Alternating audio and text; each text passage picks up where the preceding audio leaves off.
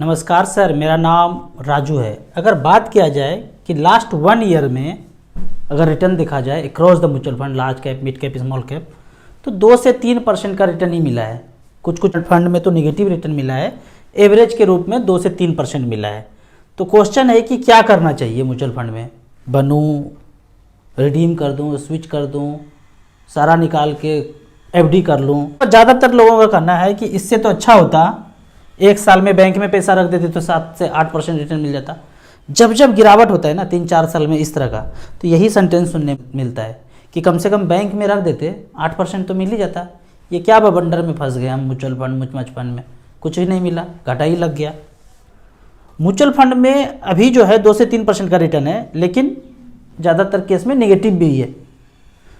तो ये स्टेज अगर किसी ने पार कर लिया ना समझ बूझ के, उन्हीं के पास पैसा हो सकता है। यहाँ पे मैं देखता हूँ, अपना पोर्टफोलियो की बात करता हूँ। यहाँ पे जैसे आज से 1 साल पहले अगर मैं लाइफ टाइम हाई देखता हूँ पैसे को, तो ये पैसा 1 करोड़ 18 लाख पे था। 1 से 1.5 लाख रुपया ये डाउन है। फंड में भी देखेंगे तो जो फंड जैसा है उतने पे ही है, जब कम है तो कम ही होगा। एक्सिस स्मॉल कैप में 11,29,000 का वैल्यू, 15% का रिटर्न। डीएसपी मिड कैप में कमी है, 2 लाख लगाया था यहाँ पे, तो ये कम होके 1,87,000 बचा है। ऐसा नहीं है कि मेरा पैसा बढ़ता ही बढ़ता है, मेरा भी कम होता है।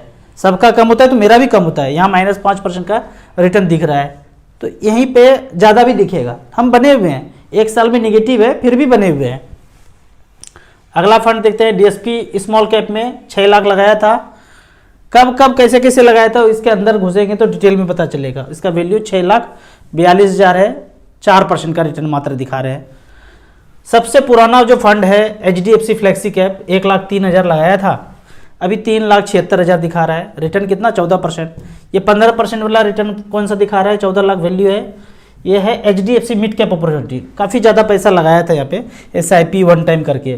5,54,000 का वैल्यू, 5,44,000 का वैल्यू, 14,57,000। सबसे पुराना जो फंड है वो है Nippon India growth fund, SIP 3,000 का, 8,11,000 का वैल्यू, 3,000 का SIP जा रहा है पिछले 13-14 साल से। बीच बीच में टॉपअप भी किया।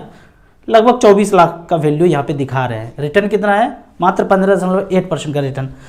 तो लेकिन 1 साल का कहानी देखा जाए तो कमी है नेट। अगर कंपेयर किया जाए सारे म्यूचुअल फंड से, हमने सारे म्यूचुअल फंड यहाँ पर लगभग लिया है कैटेगरी वाइज, जिसका AUM ज़्यादा है, 36,000 करोड़, 35,000 करोड़, 34,000 करोड़, इस तरह से करके जिसका AUM सबसे ज़्यादा है उसको ऊपर रखा है। सबसे ज़्यादा AUM किसमें है? 36,000 करोड़ अगर देखा जाए तो फंड का नाम है कोटक फ्लेक्सी कैप। फिर HDFC मिड कैप अपॉर्चुनिटी आता है 35,000 करोड़। फिर आता है ICICI blue chip, SBI blue chip. SBI blue chip में कितना है? 34,000 crore. 34,000 crore SBI blue chip में मैं सोचता था ज़्यादा है, इससे भी ज़्यादा है कोटक के पास, कोटक फ्लेक्सी कैप। तो ये कैटेगरी वाइज लिया है कि AUM किस में ज़्यादा है। अब इसका रिटर्न देखते हैं, 2005 में कितना, 6 में कितना, 7 में कितना, इस तरह से करके। 2008 में -51%, -55%। 2008 वाला कहानी जानबे करते हैं क्या क्या हुआ था बवंडर। फिर 2009 में 94%, 91%, 87%। अब यहाँ पर हार करके पैसा निकाल लिया होता तो ये वाला ग्रोथ नहीं दिखता। फिर 2010 में 20, 32, 27, 11। अगले साल फिर डाउन, बराबर हो गया, जो बढ़ा था खत्म हो गया। फिर 2012 में 33, 39, 26। बढ़ता है तो सब बढ़ता है, मैं हमेशा बोलता हूँ। गिरता है तो सब गिरता है, बढ़ता है तो सब बढ़ता है। थोड़ा बहुत ऊपर नीचे ज़्यादा इधर उधर होगा, लेकिन सब गिरेगा सब बढ़ेगा। फिर 2013 में 6 से 10% का रिटर्न बीच में रहा। 2014 में छप्पर फाड़ के रिटर्न मिला, पता ही ये क्यों मिला था। फिर 2015 में कम रिटर्न हुआ।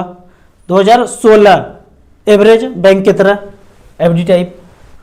फिर 2017 34, 41, 32, 30, 36, 29, इस तरह से करके एवरेज रिटर्न। 2018 में निगेटिव में रिटर्न। 2019 में लगभग पॉजिटिव रिटर्न। फिर 2020 में 11, 21, 13, इस तरह से करके रिटर्न रहा। 2020 में 21 में भी ठीक ठाक रिटर्न रहा। 22 और 23 में रिटर्न देखेंगे तो कोई खास नहीं है। ये 22 का रिटर्न है और ये 23 का रिटर्न है, 23 तो पूरा हुआ नहीं अभी। तो अभी यहाँ से पीछे 1 साल का बात किया जाए, अगर मैं यहाँ पे देखूँ, हमने पीछे 1 साल का सिलेक्शन किया है, लास्ट 1 ईयर स्मॉल कैप में अभी कौन सा सेलेक्ट किया है, लार्ज कैप में। लार्ज कैप में एवरेज का रिटर्न देखते हैं कि लास्ट 1 ईयर में क्या रिटर्न हुआ है। जिसने भी 1 साल पहले पैसा लगाए होंगे तो उनको मज़ा नहीं आ रहा होगा, डिसअपॉइंटेड होंगे कि भाई 3% का रिटर्न मिला, इससे तो अच्छा बैंक ही होता। ये तो हमने लार्ज कैप किया है। अब यहाँ पे हम सेलेक्ट कर लेते हैं मिड कैप। मिड कैप में जाते हैं तो यहाँ रिटर्न देखते हैं, लास्ट 1 ईयर ही सिलेक्शन में है। यहाँ पे अगर एवरेज का बात करते हैं, पूरे सारे फंड है यहाँ पे, ये नहीं कि सिर्फ टॉप का फंड है, सारे फंड है यहाँ पे 1.29। अब स्मॉल कैप में जाएंगे, लार्ज कैप देख लिया, मिड कैप देख लिया, और स्मॉल कैप में जाते हैं। स्मॉल कैप में रिटर्न मुझे लगता है नेगेटिव ही होगा। यहाँ देखते हैं, लार्ज कैप में लगभग 3 था, ये 1.91 है। स्मॉल कैप में सब लगभग 1 से 3% के बीच झूल रहा है। तो ये चार्ट देखना है आपको। ये चार्ट क्या कहते हैं कि जब जब नेगेटिव हुआ उसके बाद इंतज़ार किया तो अगले साल इतना रिटर्न देंगे कि पीछे दोनों साल मिला करके बैंक एफडी से ज़्यादा होगा। आप सोचिए कि बैंक में पैसा लगाया, कहीं भी पैसा लगाया, उन्होंने भी पैसा मार्केट में ही लगाया। अब वो 8% अगर दे रहे होंगे, अभी पिछले 1 साल में आपने 10 लाख लगाया, 8% के रेट से पैसा 80,000 आपको ब्याज मिल गया, तो बैंक ने भी तो वहीं लगाया, उसी स्टॉक्स में लगाया जहां हमारा पैसा लगाया है, तो उनको भी घाटा हुआ होगा 1 साल में। लेकिन बैंक तो सदियों से लगाते जा रहे हैं ना, तो पैसा बढ़ा ही इतना ज़्यादा है पीछे कि 1 साल 2 साल वो झेलने के लिए तैयार है। उसी तरह हम भी अगर झेलने के लिए तैयार हो जाएं तो इतना पैसा होगा कि बैंक के रेट से डबल पैसा होगा। अगर लंबे समय तक बने रहते हैं तो मेरा ये मानना है कि एफडी से आपको 2 गुना से 2.5 गुना का ज़्यादा रिटर्न मिलेगा।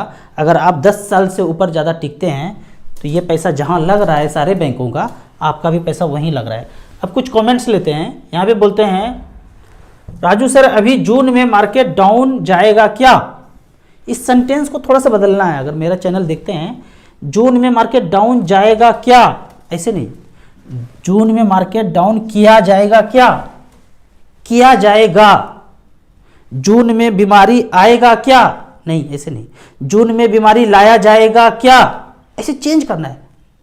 किसी से कुछ लड़ना नहीं है, सत्य जानना है। लाया जाएगा क्या, ऐसे टीवी से, मोबाइल से, रिंगटोन से, ऐसे करके लाया जाएगा क्या, आएगा नहीं, लाया जाएगा। तो इस पे एक कहानी है, मैं बताता हूं कि महावीर जी और उनके एक शिष्य आश्रम की तरफ जा रहे थे तो शिष्य ने पूछा, बताइए महाराज ये पौधे जो देख रहे हैं ये फूल तक जाएगा क्या, फूल बनेगा क्या? तो महावीर जी उनके सामने खड़े हो गए, पौधे के सामने, आंखें बंद किए। शिष्य पूछते हैं, आप आंखें क्यों बंद कर लिए? मैं पूछ रहा हूँ क्या ये पौधे फूल तक जाएगा क्या, फूल होगा इसमें? आंखें बंद करके थोड़ी देर के बाद बोले, हाँ ये फूल पक्का ही बनेगा, कोई नहीं रोक सकते इनको। तो शिष्य ने पौधा तोड़ के फेंक दिया और मुस्कुराने लगे। मुस्कुरा के दोनों, महावीर जी भी मुस्कुराए और शिष्य भी मुस्कुराए और चलने लगे। आश्रम पहुंचने के बाद इतना मूसलाधार बारिश हुआ लगातार 7 दिन 8 दिन तक कि कोई कहीं नहीं निकल सकता है। 7-8 दिन के बाद जब बारिश शांत हुआ, फिर दोनों उसी रास्ते से गुजरे तो शिष्य ने देखा वहीं पे कि पौधा फिर से अपने जड़ को जमा लिया है मिट्टी में। बारिश में फिर से पौधा खड़ा हो गया, जड़ें मिट्टी को जमा लिया और उसमें फूल उग चुका था। तो शिष्य ने पूछा कि आप कैसे जान गए कि इसमें फूल होगा ही होगा? तो महावीर जी ने कहा, जब मैंने आंखें बंद करके उनके चित्त में देखा तो उनका चित्त का कहना था कि मैं फूल होऊंगा, कुछ भी हो जाए मुझे फूल होने से नहीं रोक सकते हैं। अगर मैं ये देखता उनके चित्त में कि बारिश होगा, धूप होगा, तूफान होगा, कोई तोड़ के फेंक देगा, तो तुम्हारा बहाना लेके वो मर जाता। पर इसमें ऐसा कुछ भी नहीं देखा। जब ये मैं देख रहा था तो मैं ये भी देख रहा था कि तुम बगल में खड़े हो और इसको तोड़ के फेंकोगे। फिर वो ऐसा कह के फिर दोनों आगे बढ़ने लगे और फिर इस बार महावीर जी मुस्कुराने लगे। इस बार जब मुस्कुराए तो शिष्य ने पूछा, अब क्यों मुस्कुरा रहे हैं आप? तो महावीर जी ने कहा, मैं ये सोच रहा हूँ कि तुमने दोबारा क्यों नहीं पौधे को तोड़ के फेंक दिया। तो शिष्य ने कहा, आप तो सब कुछ जानते हैं, अंतर्यामी हैं, तो आप ही बता देते कि तोड़ के फेंकता या नहीं फेंकता।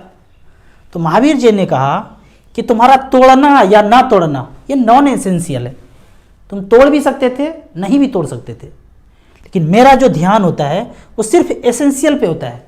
वो पौधे का चित्त देखना, वो पौधे चाहते क्या है वो देखना था। अगर वो ना चाहते तो वो मर जाते, वो चाहा था फूल तक जाना है तो गए। तुम तो नॉन एसेंशियल हो, करोगे या नहीं करोगे ये तुम पे निर्भर करता है। हमारा ध्यान सिर्फ एसेंशियल पे होता है। तो तुम्हारा संकल्प उस पौधे से कमज़ोर साबित हुआ और तुम पौधे से कमज़ोर साबित हुए। फिर ऐसा करके आगे चलने लगे। अब बात है यहाँ पे कि जून में मार्केट गिरेगा क्या।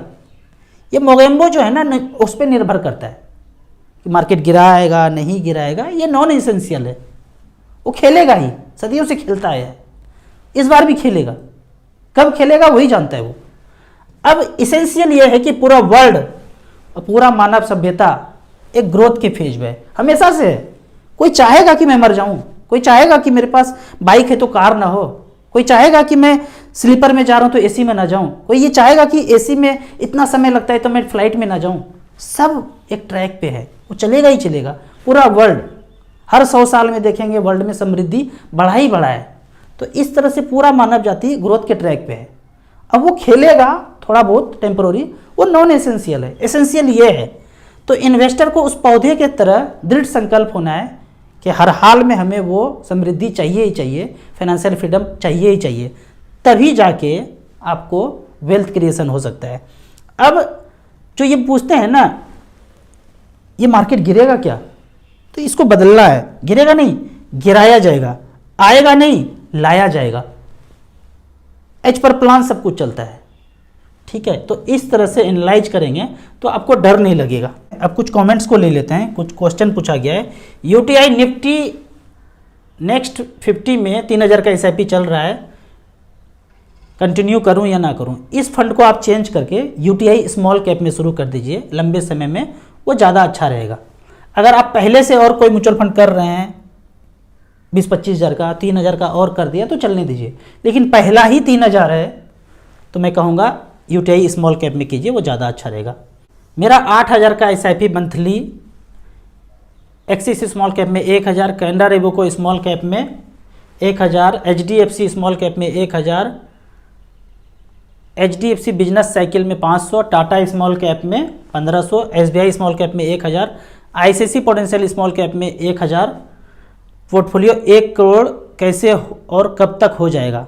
अगर ये इतना सही पैसा आप चला रहे हैं, 20 साल तक अगर चलाते रहेंगे तो आपका 1 करोड़ का ये टारगेट पूरा हो जाएगा। कंटिन्यू कीजिए। बीच बीच में पैसा 10,000 5,000 रुपया लमसम आता है तो बीच बीच में इसमें जब जब मार्केट गिरे थोड़ा थोड़ा परचेज करते रहिए। आपको इसी तरह मार्केट के बारे में और कुछ जानना है, इन्वेस्टमेंट के बारे में जानना है तो कमेंट सेक्शन में ज़रूर क्वेश्चन पूछें। आपको म्यूचुअल फंड में इन्वेस्ट करना है तो दिए हुए ऐप में रजिस्ट्रेशन करने के बाद हमसे जुड़ सकते हैं। ऐप का और मेरे सर्विस का लाइफ टाइम कोई चार्ज नहीं है। वीडियो अच्छा लगे तो व्हाट्सएप यूनिवर्सिटी में दोस्तों के बीच इसे जरूर शेयर करें। यूट्यूब पर देख रहे हैं तो लाइक एंड शेयर जरूर करें। Thank you so much.